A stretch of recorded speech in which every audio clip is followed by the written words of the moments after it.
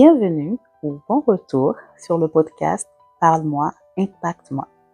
On écoute, on partage, on découvre, on se valorise, on se laisse imprégner.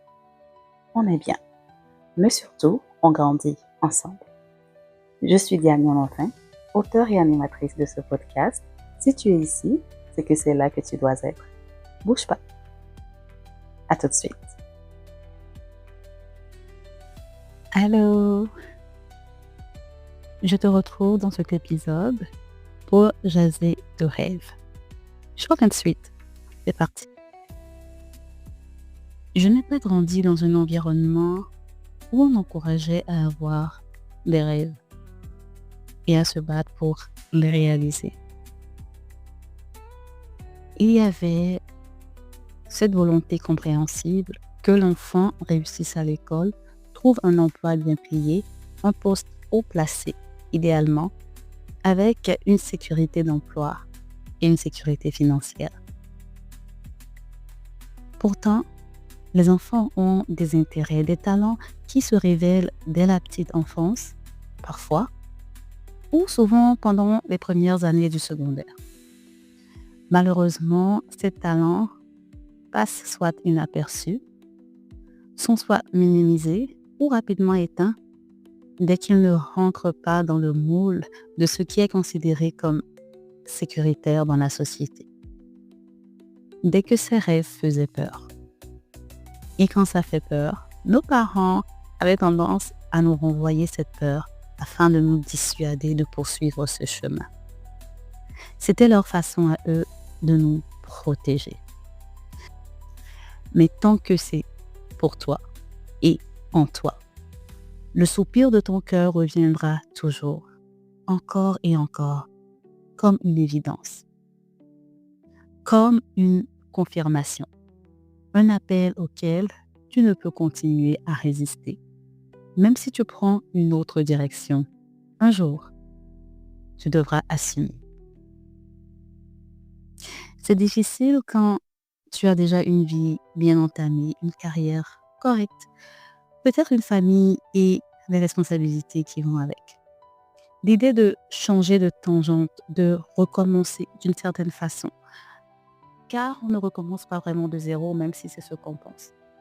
Cette idée-là fait flipper. Et quand tu penses aux finances, c'est compliqué. Il ne semble pas y avoir d'issue, du moins aucune qui te semble raisonnable. Alors tu as l'impression d'être coincé. Je te comprends tellement.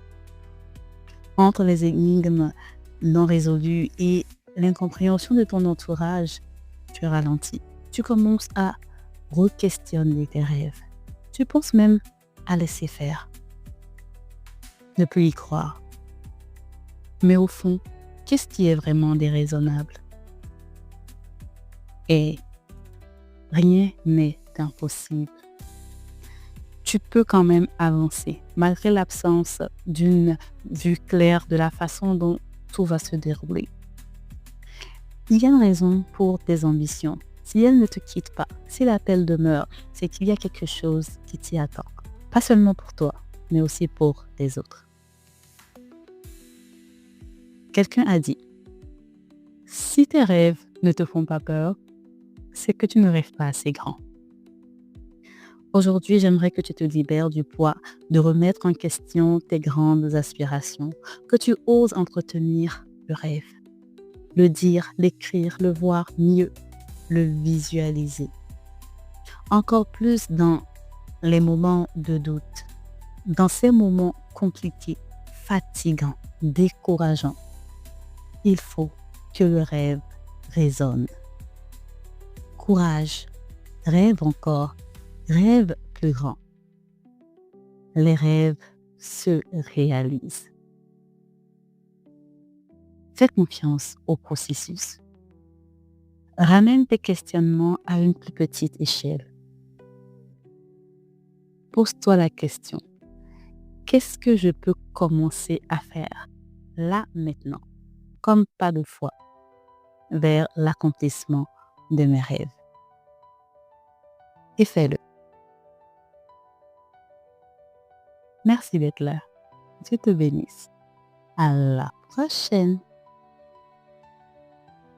N'oublie pas de t'abonner et d'activer la cloche.